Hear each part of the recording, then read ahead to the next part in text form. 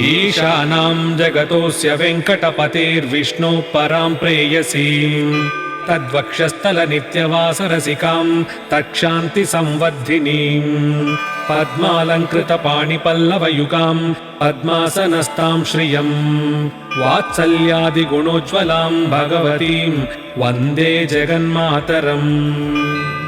श्रीमन्कृपाजलनिधे कृत सर्वलोक सर्वज्ञशक्तनतवत्सल सर्वशेषिन् स्वामिन् सुशील सुलभाश्रित पारिजात श्रीवेङ्कटेश चरणौ शरणं प्रपद्ये।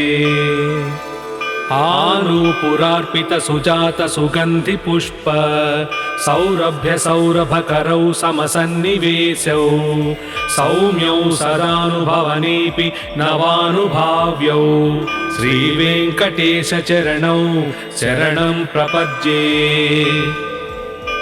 सद्यो विकासि समुदित्वर सान्द्रराग सौरभ्य निर्भर सरोरुह साम्यवार्ताम् सम्यक्क्षुसाहस पदेषु विलेखयन्तौ श्रीवेङ्कटेश चरणौ शरणं प्रपद्ये।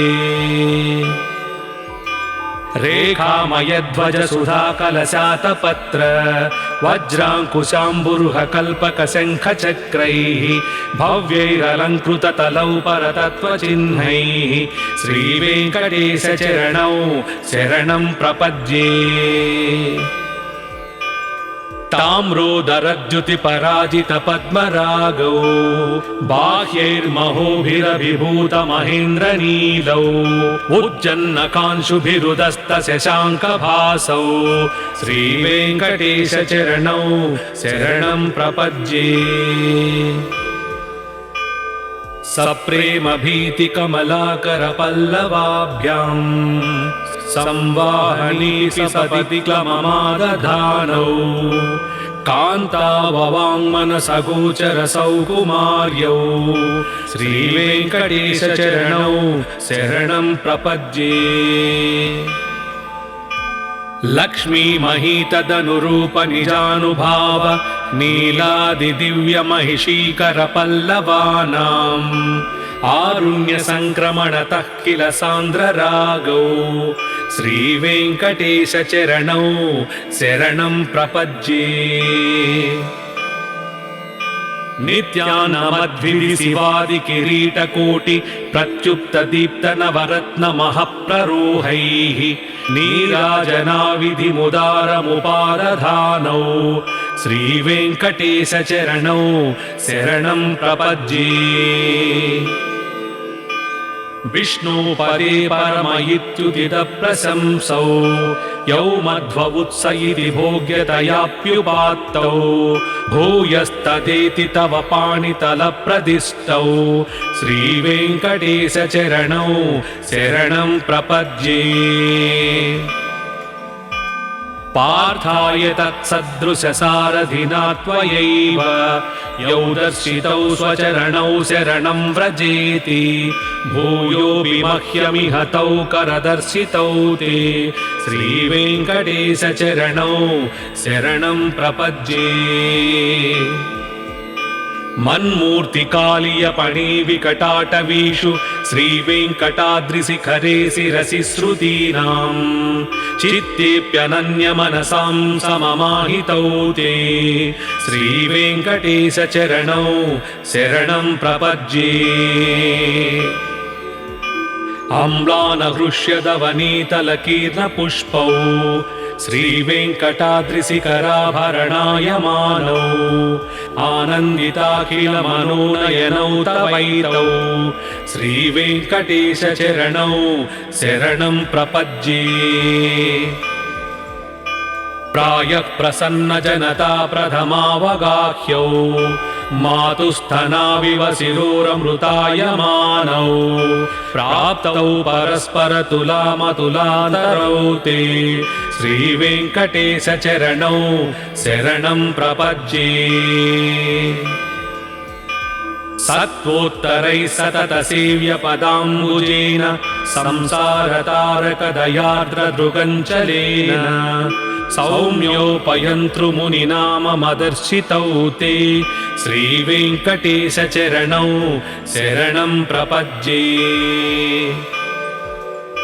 श्रीशश्रिया घटिकया त्वदुपाय भावे प्राप्ये त्वयि स्वयमुपेयतया स्फुरन्त्या नित्याश्रियाय निरवद्य गुणाय तुभ्यं स्यां किङ्करो वृषगिरीश न जातु मह्यम्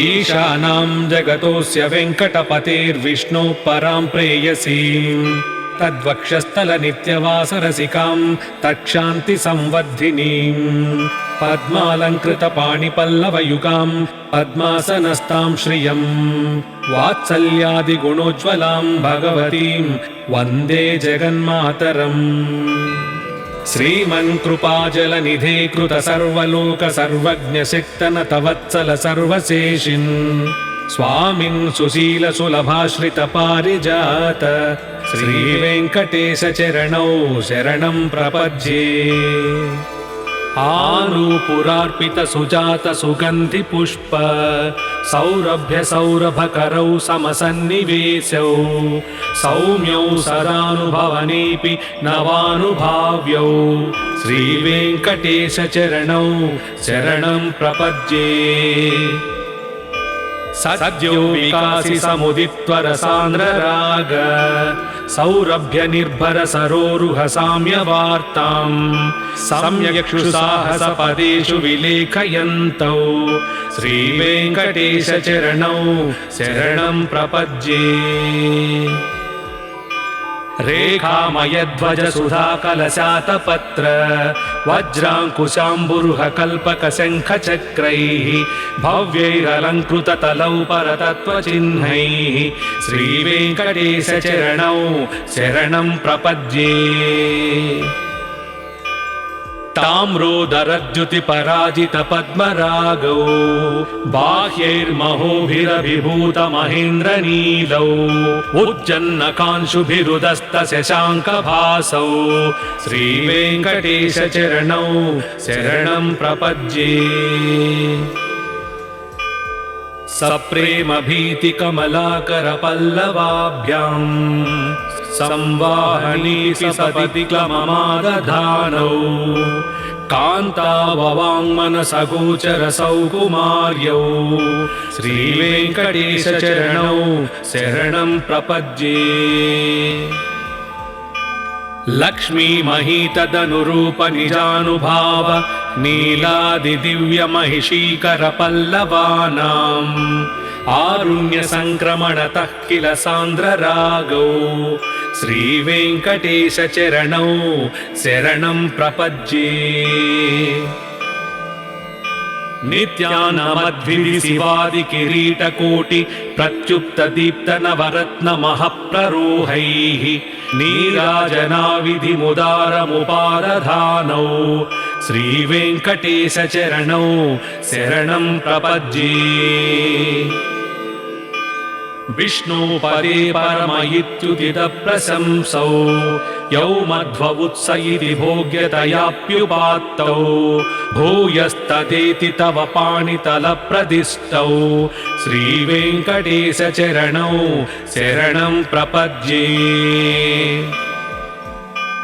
पार्थाय तत्सदृशसारथिना त्वयैव यौ दर्शितौ स्वचरणौ शरणं व्रजेति भूयोऽपि मह्यमिह तौ करदर्शितौ ते श्रीवेङ्कटेशचरणौ शरणं प्रपद्ये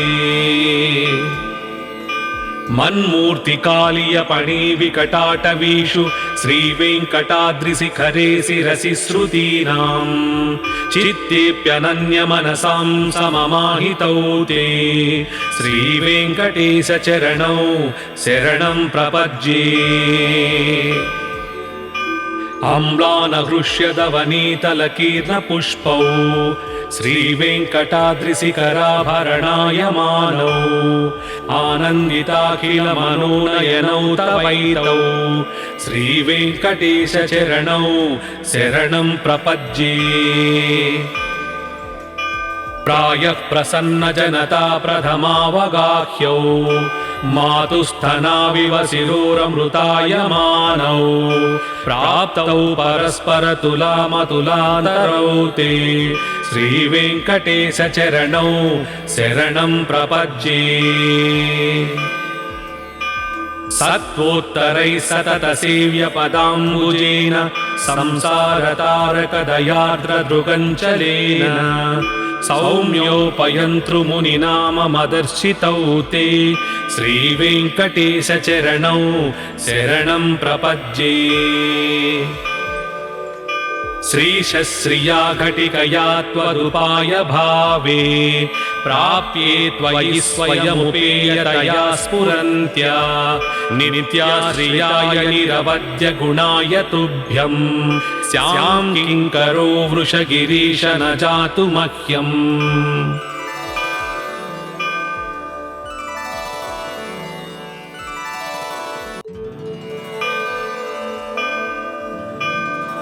ईशानां जगतोऽस्य वेङ्कटपतेर्विष्णोः परां प्रेयसीं तद्वक्षस्थलनित्यवासरसिकां तत्क्षान्तिसंवर्धिनीं पद्मालङ्कृतपाणिपल्लवयुगां पद्मासनस्तां श्रियं वात्सल्यादिगुणोज्ज्वलां भगवतीं वन्दे जगन्मातरम्।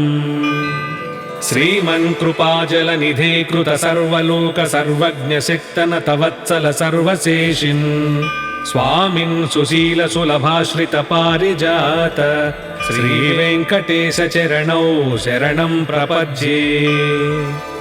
आनूपुरार्पित सुजात सुगन्धि पुष्प सौरभ्य सौरभकरौ समसन्निवेशौ सौम्यौ सदानुभवनेऽपि नवानुभाव्यौ श्रीवेङ्कटेशचरणौ शरणं प्रपद्ये।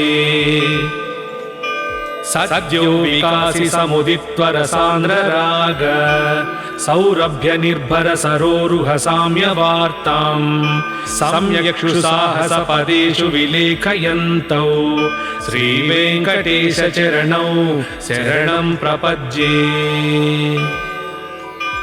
रेखामयध्वज सुधाकलशातपत्र वज्राङ्कुशाम्बुरुह कल्पकशङ्खचक्रैः भव्यैरलङ्कृततलौ परतत्त्वचिह्नैः श्रीवेङ्कटेशचरणौ शरणं प्रपद्ये। ताम्रोदरद्युतिपराजितपद्मरागौ बाह्यैर्महोभिरभिभूतमहेन्द्रनीलौ उज्जन्नकांशुभिरुदस्तशशाङ्कभासौ श्रीवेङ्कटेशचरणौ शरणं प्रपद्ये। सप्रेमभीतिकमलाकरपल्लवाभ्यां संवाहनी सपदि क्लममादधानौ कान्ताववाङ्मनसगोचरसौकुमार्यौ श्रीवेङ्कटेशचरणौ शरणं प्रपद्ये।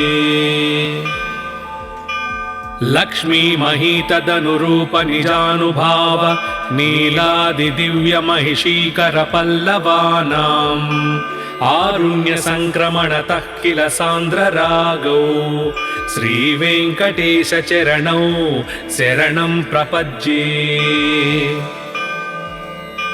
नित्यानमद्भिरिशिवादिकिरीटकोटि प्रत्युप्तदीप्तनवरत्नमहप्ररोहैः नीराजनाविधिमुदारमुपादधानौ श्रीवेङ्कटेशचरणौ शरणं प्रपद्ये।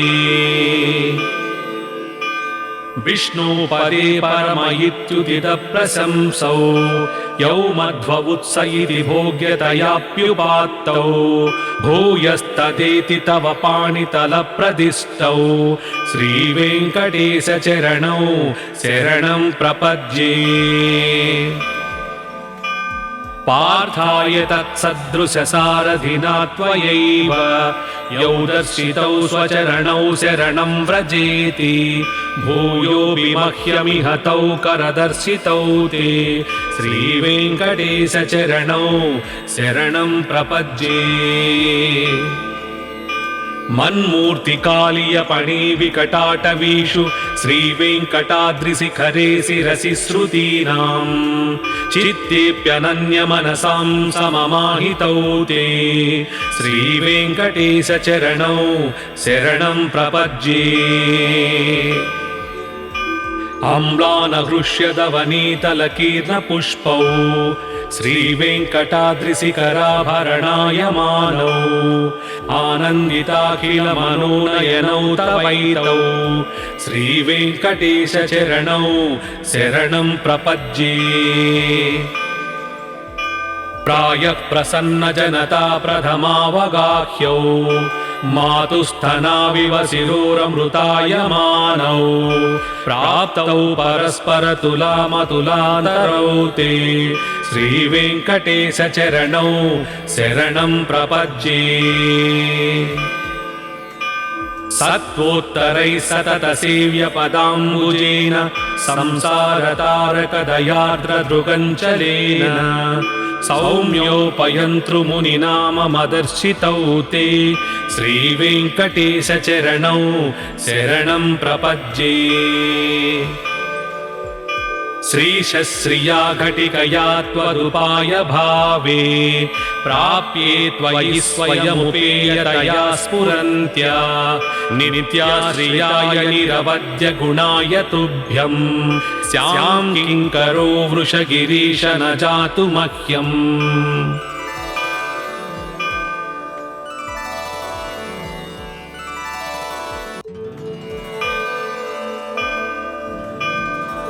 ईशानां जगतोऽस्य वेङ्कटपतेर्विष्णोः परां प्रेयसीं तद्वक्षस्थलनित्यवासरसिकां तत्क्षान्तिसंवर्धिनीं पद्मालङ्कृतपाणिपल्लवयुगां पद्मासनस्तां श्रियं वात्सल्यादिगुणोज्ज्वलां भगवतीं वन्दे जगन्मातरम् श्रीमन्कृपाजलनिधे कृत सर्वलोक सर्वज्ञशक्तनत वत्सल सर्वशेषिन् स्वामिन् सुशील सुलभाश्रित पारिजात श्रीवेङ्कटेशचरणौ शरणं प्रपद्ये आनूपुरार्पित सुजात सुगन्धि पुष्प सौरभ्य सौरभकरौ समसन्निवेशौ सौम्यौ सदानुभवनेऽपि नवानुभाव्यौ श्रीवेङ्कटेशचरणौ शरणं प्रपद्ये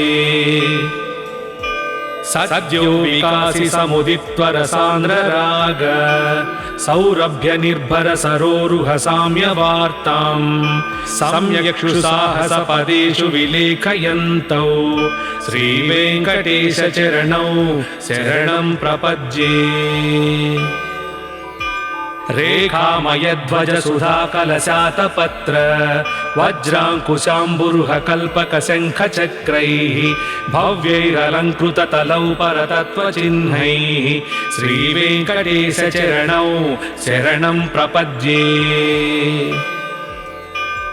ताम्रोदरद्युतिपराजित पद्मरागौ बाह्यैर्महोभिरभिभूत महेन्द्रनीलौ उज्जन्नकांशुभिरुदस्त शशाङ्कभासौ श्रीवेङ्कटेशचरणौ शरणं प्रपद्ये सप्रेमभीतिकमलाकर पल्लवाभ्यां संवाहनी सपदि क्लममादधानौ कान्ताववाङ्मनसगोचर सौकुमार्यौ श्रीवेङ्कटेशचरणौ शरणं प्रपद्ये लक्ष्मी महीतदनुरूप निजानुभाव नीलादिदिव्यमहिषीकर पल्लवानाम् आरुण्य संक्रमणतः किल सान्द्ररागौ श्रीवेङ्कटेशचरणौ शरणं प्रपद्ये नित्यानमद्भिः शिवादि किरीटकोटि प्रत्युप्त दीप्त नवरत्न महप्ररोहैः नीराजनाविधिमुदारमुपादधानौ श्रीवेङ्कटेश चरणौ शरणं प्रपद्ये। विष्णुपदे परम इत्युदित प्रशंसौ यौ मध्व उत्स इति भोग्यतयाप्युपात्तौ भूयस्तदेति तव पाणितलप्रदिष्टौ श्रीवेङ्कटेश चरणौ शरणं प्रपद्ये। पार्थाय तत्सदृशसारथिना त्वयैव यौ दर्शितौ स्वचरणौ शरणं व्रजेति भूयोऽपि मह्यमिह तौ करदर्शितौ ते श्रीवेङ्कटेश चरणौ शरणं प्रपद्ये। मन्मूर्तिकालीयपणिविकटाटवीषु श्रीवेङ्कटाद्रिशिखरे शिरसि श्रुतीनां चित्तेऽप्यनन्यमनसां सममाहितौ ते श्रीवेङ्कटेश चरणौ शरणं प्रपद्ये।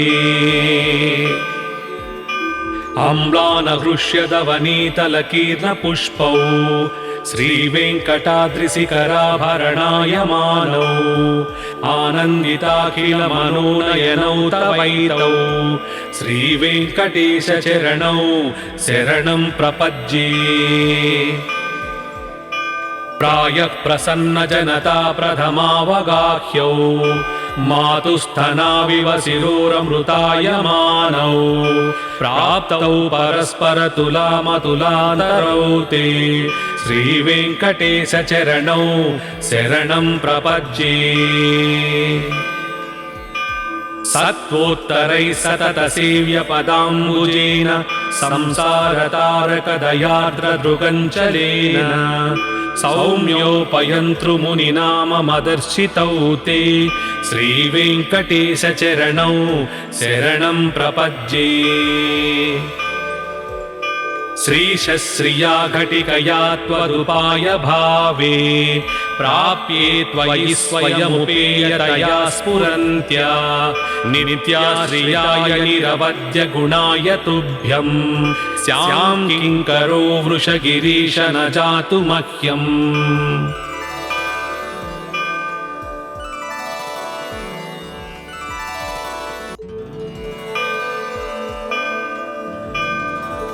ईशानां जगतोऽस्य वेङ्कटपतेर्विष्णोः परां प्रेयसीं तद्वक्षस्थलनित्यवासरसिकां तत्क्षान्तिसंवर्धिनीं पद्मालङ्कृतपाणिपल्लवयुगां पद्मासनस्तां श्रियं वात्सल्यादिगुणोज्ज्वलां भगवतीं वन्दे जगन्मातरम्।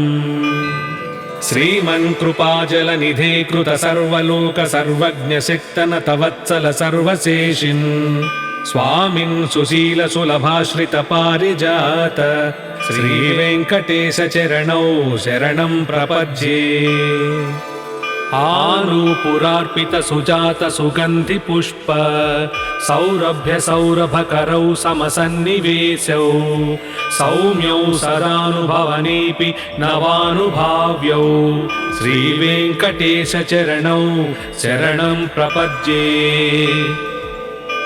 सद्यो विकासि समुदित्वरसान्द्रराग सौरभ्य निर्भर सरोरुह साम्यवार्तां सम्यक्षुसाहसपदेषु विलेखयन्तौ श्रीवेङ्कटेश चरणौ शरणं प्रपद्ये।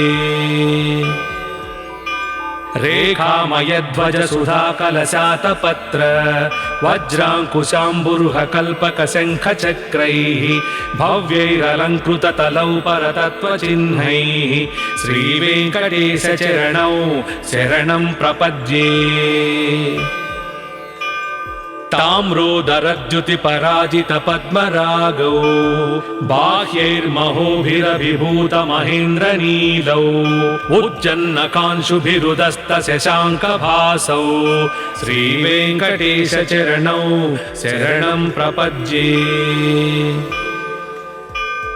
सप्रेम भीति कमलाकर पल्लवाभ्यां संवाहनी सपति क्लममादधानौ कान्ताववाङ्मनसगोचरसौ कुमार्यौ श्रीवेङ्कटेशचरणौ शरणं प्रपद्ये लक्ष्मी महीतदनुरूप निजानुभाव नीलादिदिव्यमहिषीकर पल्लवानाम् आरुण्य संक्रमणतः किल सान्द्ररागौ श्रीवेङ्कटेशचरणौ शरणं प्रपद्ये नित्यानमद्भिरिशिवादिकिरीटकोटि प्रत्युप्तदीप्तनवरत्नमहप्ररोहैः नीराजनाविधिमुदारमुपादधानौ श्रीवेङ्कटेशचरणौ शरणं प्रपद्ये विष्णुपदे परम इत्युदितप्रशंसौ यौ मध्ववुत्स इति भोग्यतयाप्युपात्तौ भूयस्तदेति तव पाणितलप्रदिष्टौ श्रीवेङ्कटेशचरणौ शरणं प्रपद्ये पार्थाय तत्सदृशसारथिना त्वयैव यौ दर्शितौ स्वचरणौ शरणं व्रजेति भूयोऽपि मह्यमिह तौ करदर्शितौ ते श्रीवेङ्कटेशचरणौ शरणं प्रपद्ये मन्मूर्तिकालीयपणिविकटाटवीषु श्रीवेङ्कटाद्रिशिखरे शिरसि श्रुतीनाम् चित्तेऽप्यनन्यमनसां सममाहितौ ते श्रीवेङ्कटेशचरणौ शरणं प्रपद्ये अम्लानहृष्यदवनीतलकीर्णपुष्पौ श्रीवेङ्कटाद्रिशिखराभरणायमानौ आनन्दिताखिलमनोनयनौ तवैतौ श्रीवेङ्कटेशचरणौ शरणं प्रपद्ये प्रायः प्रसन्नजनता प्रथमावगाह्यौ मातुस्थना